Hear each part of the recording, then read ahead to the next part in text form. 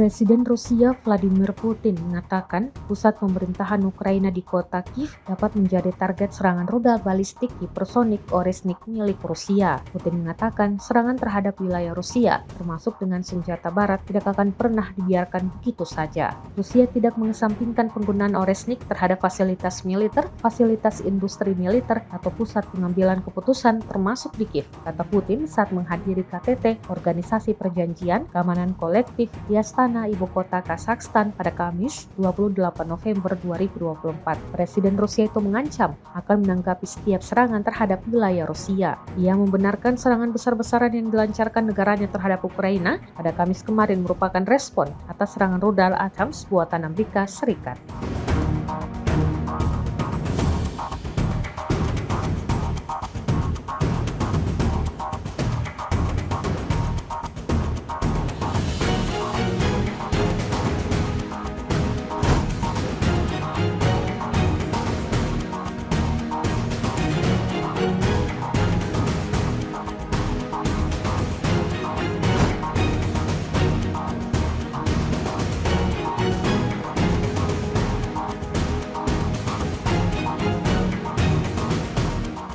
Download Tribun X sekarang, menghadirkan lokal menjadi Indonesia.